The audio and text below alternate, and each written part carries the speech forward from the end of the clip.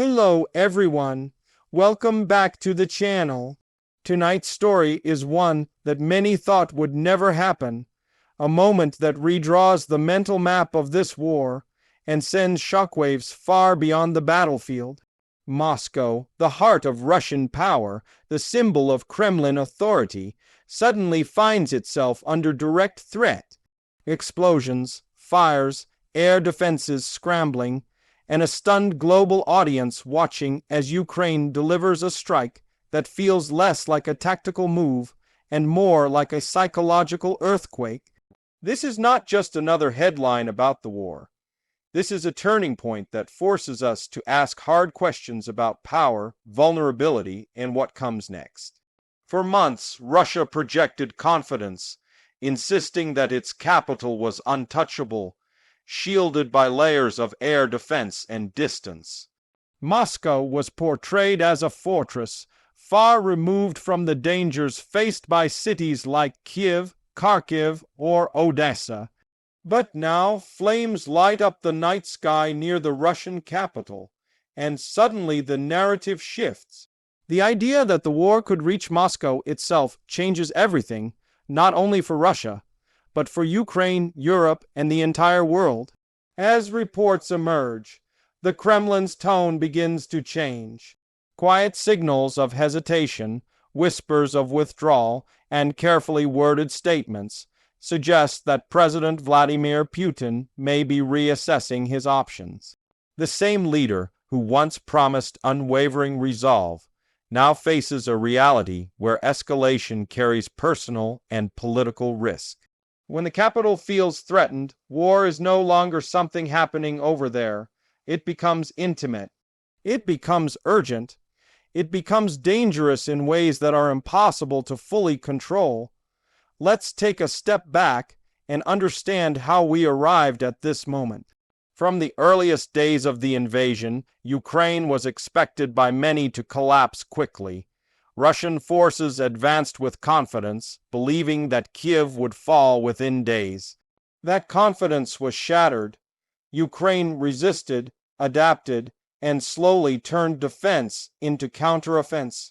Western weapons, intelligence support, and Ukrainian innovation transformed the battlefield. Drones became the symbol of a new kind of warfare, inexpensive yet devastating, capable of slipping past traditional defenses and striking deep behind enemy lines. For a long time, those deep strikes were limited to military targets closer to the front. Fuel depots, ammunition warehouses, air bases.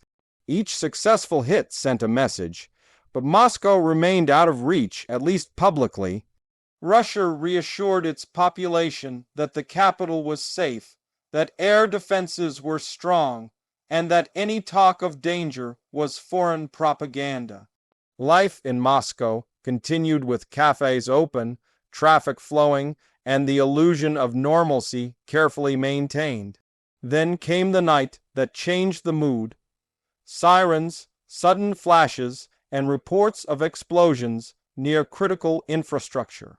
Social media filled with videos showing smoke rising against the Moscow skyline.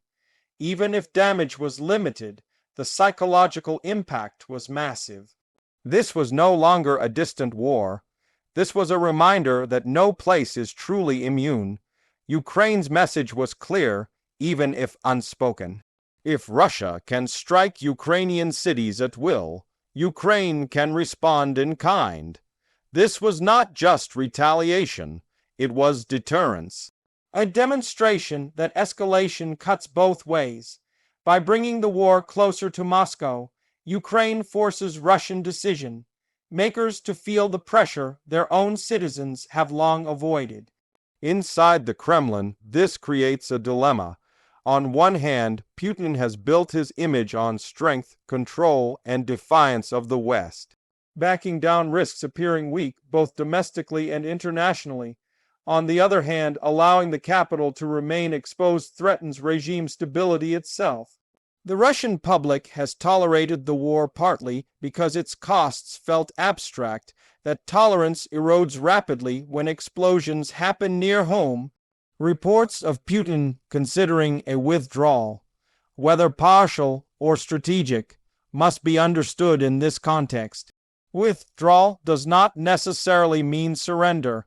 It can mean repositioning, de-escalation, or freezing the conflict to avoid further damage.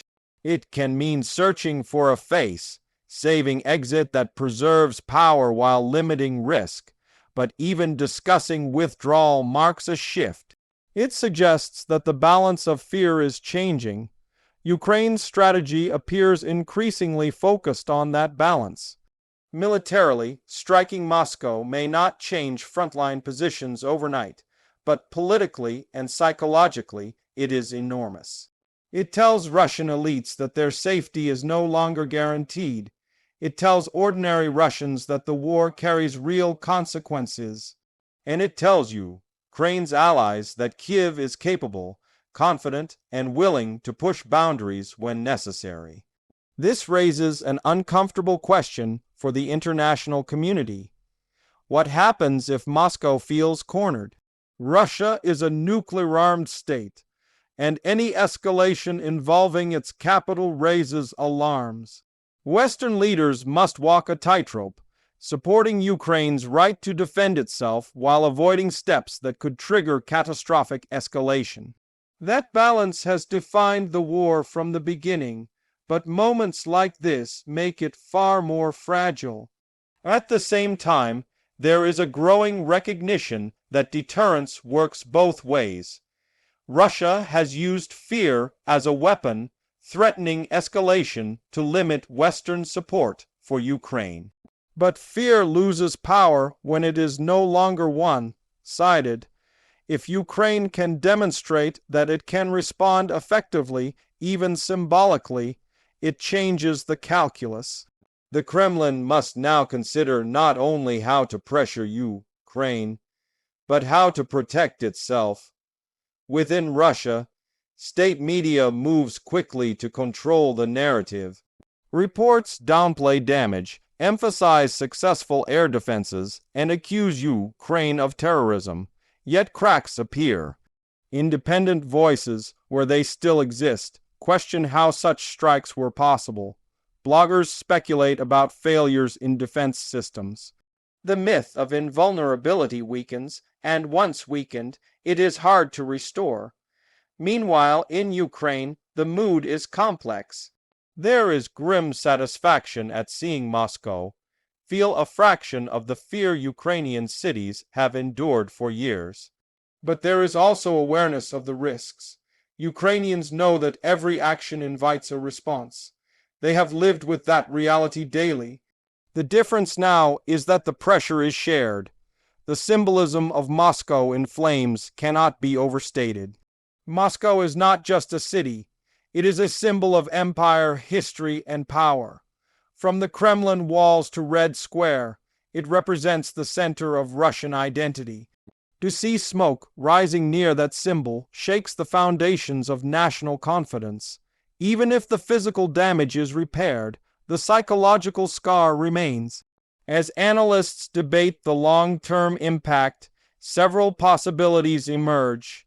One is escalation, with Russia responding aggressively to reassert dominance. Another is stagnation, with both sides settling into a tense stalemate. A third is negotiation, driven by a recognition that continued escalation carries unacceptable risks. The truth may lie somewhere between these outcomes, shifting as events unfold. What is clear is that the war has entered a new phase. Boundaries once thought firm are now blurred. Lines once respected are crossed. The idea of safe zones of distant capitals untouched by conflict feels increasingly outdated. Modern warfare, with drones, missiles, and cyber capabilities, collapses distance. Geography offers less protection than ever before. For Putin personally, this moment is deeply challenging. His legitimacy rests on the promise of security and stability.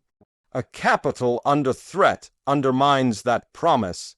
Even whispers of withdrawal suggest internal debate, perhaps even disagreement among elites. History shows that wars often end not when one side is defeated militarily, but when political costs become too high to bear. For Ukraine, the strike reinforces a narrative of resilience and ingenuity. Against a larger, better-equipped adversary, it has repeatedly found ways to surprise. Each surprise chips away at Russian confidence and bolsters Ukrainian morale. It also strengthens Kyiv's position in any future negotiations, showing that it is not merely surviving, but shaping events. International reactions reflect a mix of concern and calculation. Allies express support for Ukraine while urging restraint. Rivals watch closely, drawing lessons for their own conflicts. The message is unmistakable. Power is no longer measured solely by size or legacy, but by adaptability and will. As the fires in Moscow are extinguished and the immediate shock fades, the deeper consequences continue to ripple outward. Trust erodes, fear spreads. Decisions made in the coming weeks could determine whether this moment becomes a turning point toward de-escalation or a step towards something far more dangerous. One thing is certain: the image of Moscow in flames will linger in the global imagination. It will be replayed, analyzed, and debated for years to come. It marks the moment when the war felt different, when the distance between front lines and centers of power collapsed. So as we watch developments unfold, remember that history often turns on moments like this, moments when assumptions are shattered and new realities emerge.